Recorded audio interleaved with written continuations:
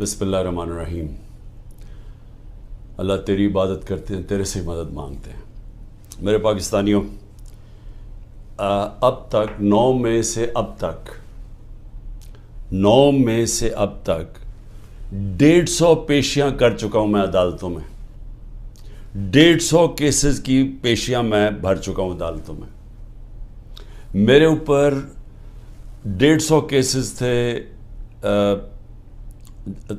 145 cases थे 9 मई से पहले। अब वो तकरीबन 165 पे पहुंच गए हैं, और वो जो नए केसेस हर रोज़ आ रहे हैं, तो ये बड़ी जल्दी मैं 200 केसेस पे पहुंच जाऊंगा। डबल सेंचुरी हो जाएगी मेरी। और सिर्फ घर से निकलता हूं, अदालतों में पेशी करके फिर घर वापस आता हूं। मैं ये आज आपके सामने ये चीज़ें क्यों रख रहा हूं? इसलिए नहीं कि मुझे ये कोई केसेस की वजह से मैं कोई कमज़ोर पड़ रहा हूँ या मैं कोई घबरा रहा हूँ। ये मैं तैयार हूँ हर चीज़ के लिए, कि जब भी मुझे पता था कि ये माफिया का मैं मुकाबला करूँगा। माफिया का मतलब ये कि ये वो लोग हैं, ये छोटा सा तबका है, ये मुल्क के वसाइल के ऊपर कंट्रोल करके बैठा हुआ है। ये आपस में मिले हुए हैं। इन्होंने, जब मेरी हुकूमत चल रही थी, तो इन्होंने पूरा प्रोपेगेंडा किया। मीडिया के हाउसेस के लोग इनके साथ मिले हुए थे। अब वो ज़रा दौर देख लें, क्योंकि अल्लाह अल-हक है। वो तो अब इकोनॉमिक सर्वे, जो कि हर साल माइशत के ऊपर एक सर्वे पब्लिश होता है, इकोनॉमिक सर्वे ऑफ पाकिस्तान, उसके अंदर वाज़े लिखा हुआ है कि हमारा दौर किधर से शुरू हुआ, क्या हालात थे हमारे, सबसे बड़ा बैरूनी खसारा, उसके बाद कोरोना के 2 साल आ गए, सारी दुनिया में तबाही मची उसकी। उस सब में से निकल के, यानी आखिरी 2 साल में जो हमारी हुकूमत की परफॉर्मेंस थी, वो इस मुल्क की तारीख में 2-3 दफ़ा ही हुई है। और वो जब हुई है तो उस वक्त डॉलर्स आ रहे थे अमेरिका के, क्योंकि हम अमेरिका की मदद कर रहे थे। या वो यूब खान के दौर में सीटो सेंटो, या फिर ज़ियाउल हक के दौर में जो अफगान जहाद थी, और या फिर वॉर ऑन टेरर जो मुशर्रफ के दौर में थी। उसके अलावा सबसे बेहतरीन परफॉर्मेंस थी। और अब आजकल के मीडिया पे आ जाएं कि पूरी तरह मीडिया का मुंह बंद किया हुआ है। इमरान खान का नाम नहीं ले सकते, सिवाय कि उसके ख़िलाफ़ उसकी किरदार कुशी की कैंपेन हो, उसके अलावा इमरान खान का कोई पॉजिटिव नाम नहीं ले सकते। और वो सारे बड़े बड़े जो जहाद करने वाले थे आज़ादी राय में, वो सब चुप करके बैठे हुए हैं और इसका हिस्सा बने हुए हैं। तो मैं ये क्यों कह रहा हूँ आज कि ये जो मेरे ऊपर केसेस हैं और ये जो आगे जिस तरफ जा रहा है मुल्क, मैं इसलिए कह रहा हूँ कि इसी वजह से आज से 27 साल पहले मैंने अपनी इंसाफ की तहरीक शुरू की थी। क्योंकि मेरा टाइम सारी दुनिया में गुजरा था, मगरब में, बरतानिया में। मैं तो उनका सिस्टम समझ गया था।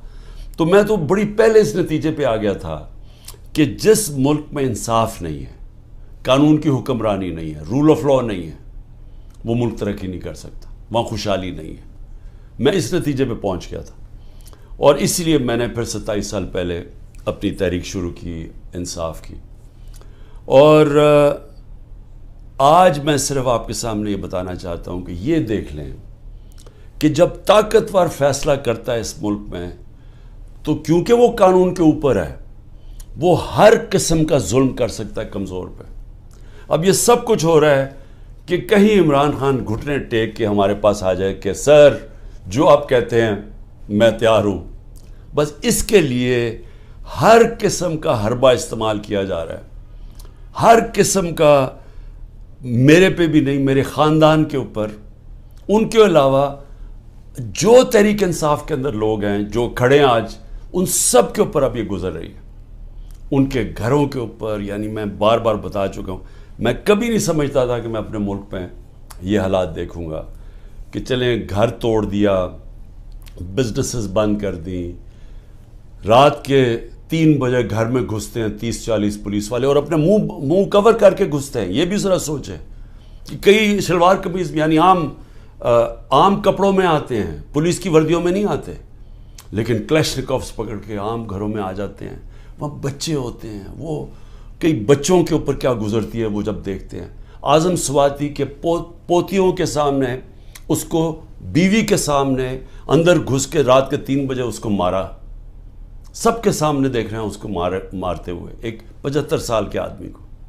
اور صرف اس کی غلطی تھی کہ طاقتور بادشاہ سلامت کے اوپر ایک ٹویٹ کر دی کہ باجوہ صاحب شکریہ آپ نے NRO2 دیا ان چوروں کو. اس کے اوپر سب کو پتا ہے کہ 9 میں پکڑ کے مجھے انہوں نے جیل میں بند کر دیا. میں تو 3-4 دن مجھے پتہ ہی نہیں کیا ہو رہا تھا, کیونکہ مجھے نظر بند تھا. مجھے تو کوئی ٹی وی نہ خبریں نہ موبائل فون. وہ جب میں سپریم کورٹ میں پہنچا تو اس سے پہلے مجھے وکیلوں نے تھوڑا سا بتایا اور پھر چیف جسٹس صاحب نے بتایا.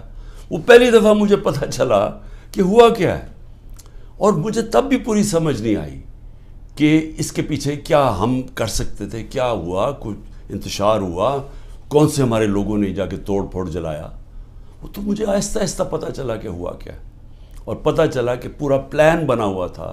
یہ پلان کے تحت فالس فلیگ آپریشن, یعنی پہلے وہ اس طرح مجھے اٹھایا اور اس کے بعد پھر پہلے پتا تھا کہ ریاکشن آنا, اور اس سے یہ جو جلانا گھرانا اور یہ کیا, اور اس کی آڑ کے اندر سارے لوگوں کے اوپر بند کر دیا اور میرے اوپر کیسز کر دیے. میں جب جیل میں ہوں تب میرے اوپر کیسز کرنے شروع کر دیے کہ جی میرے کہنے پہ ہوا سب کچھ. ایک سٹیٹمنٹ نہیں ہے. 27 سال میں مجھے ایک سٹیٹمنٹ بتایا کہ میں نے کبھی کسی کو کہا ہو کہ آپ توڑ پھوڑ کریں. ہمیشہ میں نے کہا قانون کے بیچ میں رہے. ہر جگہ میں نے قانون کی پابندی کی ہے. جب مجھے لگا انتشار ہوا میں نے اپنی پارٹی کو پیچھے ہٹایا. جب ہماری پارٹی کراچی میں بننے لگی مجھے لوگوں نے کہا جی کہ جب تک ملیٹنٹ آپ کا ونگ نہیں ہوگا آپ MQM کے سامنے کھڑے نہیں ہو سکتے, کوئی آپ کی پارٹی نہیں جوائن کرے گا, کیونکہ MQM سے تحفظ چاہیے تھا. میں نے کہا ہم پارٹی نہیں بنائیں گے لیکن ہم نے ملیٹنٹ ونگ نہیں بنانا. ہمیشہ یہ 27 سال سے میری ہمیشہ یہ فلسفی تھی کہ ہم نے پرامن اور آئین کے بیچ میں رہنا ہے. میری آج اب تک کرکٹ کے اندر دیکھ لیں, جب میں کیپٹن تھا ساری دنیا ریسپیکٹ کرتی تھی کہ عمران خان وہ ہے جو نیوٹرل امپائر لے کے آیا. یعنی وہ آدمی پہلا کیپٹن تھا کرکٹ ہسٹری میں جس نے کہا کہ ہم اگر جیتیں گے تو ایمانداری سے جیتیں گے. اس سے پہلے ذرا دور دیکھ لیں کہ جب پاکستان جیتا تھا کہتے جی امپائروں کی وجہ سے جیت گیا, چیٹنگ کر کے جیتا ہے. میرا دور دیکھ لیں, آج تک کبھی جب ہمارے اپنے بھی امپائر تھے کبھی کسی نے نہیں کہا کہ ہندوستان کو ہرایا انہوں نے کہا ہم فیئر اینڈ اسکوئر. آسٹریلیا کو ہرایا انہوں نے کہا کہ ہمیں صاف اور شفاف طریقے سے ہم ہارے ہیں, یعنی چیٹنگ نہیں ہوئی.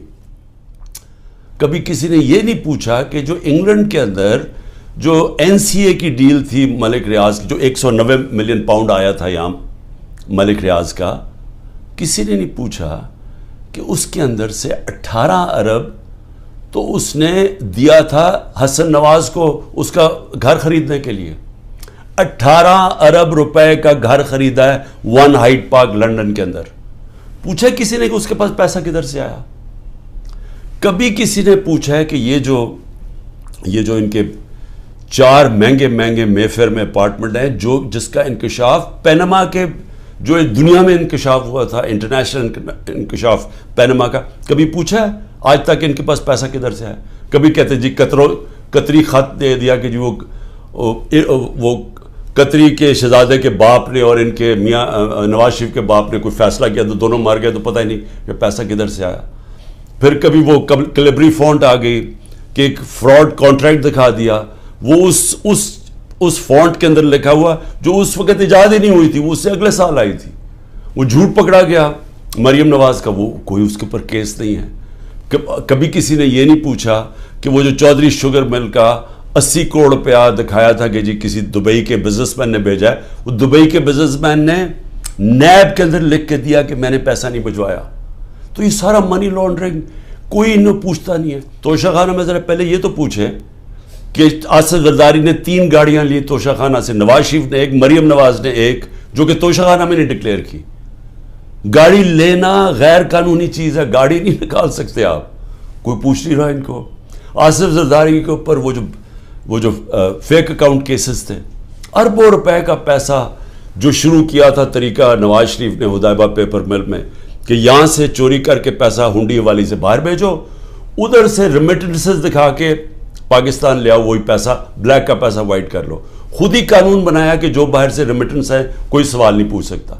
وہ ہدایبہ پیپر مل کے جو کیس تھا اس کے اوپر BBC کی ڈاکیومنٹری بنی.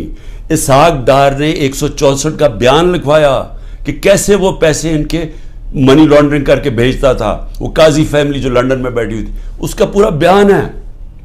تو وہی طریقہ سارا ابھی تک, وہ شہباز شریف کا جو ہمارے دور میں پکڑا گیا, ایک ہی تو ہمارے دور میں ہوا تھا شہباز شریف کا جو کیس, وہی شہباز شریف کے کیسز کہ یہاں سے 8 ارب روپیہ اس نے اس کے جو منگوایا وہ فیک اکاؤنٹ سے سارے. چیزیں بتا رہا ہوں کہ یہ المیہ پاکستان کا. کیوں وہ بیچارے جو کشتی میں جن لوگوں سے پوچھیں رشتہ داروں سے, جو گریس میں یہ کشتی میں ہمارے کوئی 300 پاکستانی بیچارے ڈوبے ہیں, ان سب نے کیا کہا کہ ہمیں کوئی امید ہی نہیں نظر آ رہی, پاکستان میں ہمارا کوئی چانس ہی نہیں اپنے آپ کو اوپر لے جانے کا. یعنی وہ لوگ اس ملک سے امید چھوڑ کے بیچارے یہ نکل رہے ہیں, پیسے دیتے ہیں, قرضے اکٹھے کر کے نکلتے ہیں یہاں سے. یہ وہ لوگ ہیں, کیونکہ یہاں جو طاقتور ہے وہ جو مرضی کر لیں, اس کو یہاں کا پاکستان کا انصاف کا نظام نہیں پکڑتا. اور یہ ہمارے سامنے اب بیٹھے ہیں سارے دن دناتے ہوئے, 30 سال سے جو ایک دوسرے کو چور کہہ رہے تھے, آج سارے اوپر بیٹھے ہوئے ہیں. کوئی ان کے اوپر کیسز نہیں ہے, ختم ہو رہے ہیں ان کے کیسز. کیس کس کے اوپر کر رہے ہیں؟ ان لوگوں کے اوپر جن کی پوری کوشش تھی کہ اس ملک میں قانون کی بالادستی لے کے آئیں. یہ جو لوگوں کے اوپر ظلم کیا جا رہا ہے, جو جیلوں میں بھرے ہوئے ہیں, جو ہمارے کارکن ہیں, اس گرمی کے اندر چھوٹے چھوٹے کمروں میں کھانا باہر سے لے جانے نہیں دیتے, ان کو اس طرح کر رہے ہیں جیسے کہ کوئی دشمن ملک کے لوگ ہیں. اپنے لوگ ہی نہیں ہیں, بلکہ دشمن ملک کے لوگوں سے یہ بھی نہیں کرنا چاہیے. تو یہ سارا کچھ ثابت یہ کرتا ہے پاکستان میں کہ جب تک ہم اس ملک کے اندر اپنا انصاف کا نظام نہیں ٹھیک کرتے, جب تک طاقتور اسی طرح ظلم کرتا رہے گا کمزور پہ, اسی طرح ہمارے غریب لوگ یہاں سے ملک سے کوشش کریں گے یہ کشتیوں میں باہر جانا, کیونکہ یہاں روزگار ملنا نہیں ہے. جب تک ہم انصاف کا نظام نہیں ٹھیک کرتے, یہاں سرمایہ کاری نہیں ہونے لگی, سرمایہ کاری نہیں ہوگی, نوکریاں نہیں ملیں گی, اور نوکریاں جب نہیں ملیں گی تو یہی حالات ہوں گے, غربت بڑھتی جائے گی, بے روزگاری بڑھتی جائے گی جو بڑھ رہی ہے پاکستان میں. اور جو طاقتور ہے وہ اپنا پیسہ باہر رکھے گا. یہ ساروں کا, یہ جو میں نے نام آپ کو بتائے ہیں, ان بڑے بڑے خاندانوں کے سب کا پیسہ باہر پڑا ہے. ان کو کوئی فرق نہیں پڑا کہ روپیہ گرتا ہے, مہنگائی ہوتی ہے, ان کو فرق ہی نہیں پڑتا. ڈالرز میں پیسے پڑے ہوئے ہیں ملک سے باہر. یہ جو ہماری تحریک ہے, یہ پاکستانی ہو, یہ آپ کے مستقبل کی تحریک ہے, یہ حقیقی آزادی کی تحریک ہے. اس میں آپ نے نہ گھبرانا ہے نہ دل چھوڑنا ہے. اگر ہم اس وقت اپنی جد و جہد سے پیچھے ہٹے تو یہ ہمارے بچے ہمیں کبھی معاف نہیں کریں گے. اس ملک کا مستقبل ختم ہو جائے گا. یہ جو اوپر قبضہ گروپ بیٹھا ہوا ہے اور یہ ظلم کر کے لوگوں کو ڈرا کے ہمیں غلام بنا رہا ہے, آپ نے کسی صورت پیچھے نہیں ہٹنا. میں پھر سے آپ کو کہتا ہوں, پیچھے ہٹ گئے ملک کا مستقبل کیا. وہ جو بڑی خواب تھی پاکستان, جو ہمارے لیڈر قائد اعظم, جنہوں نے, جو کانسٹیٹیوشنلسٹ تھے, جو کہ قانون کی حکمرانی پہ چلنے والے تھے, جو آزادی کی جب وہ بات کرتے تھے تو وہ کوئی کمپرومائز نہیں کرتے تھے آزادی کے اوپر. خوددار انسان تھے. یہ غلام ہندوستان میں ایک آزاد انسان تھا جس کے ضمیر کی کوئی قیمت نہیں تھی, جس کے مخالف بھی ان کی عزت کرتے تھے. اور علامہ اقبال, جو ایک کئی صدیوں میں ایسا ذہن مسلمان دنیا میں نہیں آیا جو علامہ اقبال کا تھا, جو انہوں نے تصور دیا تھا کہ ہم نے مدینہ کی ریاست کے اصولوں پہ ایک عظیم قوم کھڑی کرنی, اور پھر بتایا کہ کیوں ایک زمانے میں ہم نے دنیا کی امامت کی, اور شکوہ اور جواب شکوہ میں بتایا کہ کیوں ہمارا اب زوال ہے. آج ہم ادھر ہی کھڑے ہیں. ہمیں وہی علامہ اقبال کی جو ان کی شاعری تھی, ہمیں اس کے اوپر ایک ایک شعر کے اندر کہ ہمیں انہوں نے پورا فلسفہ دیا ہوا ہے کہ آزاد قومی کی صرف پرواز ہے, صرف آزاد لوگ ہی اقبال کے شاہین بن سکتے ہیں, غلاموں کا کوئی مستقبل نہیں ہے. پاکستان زندہ باد.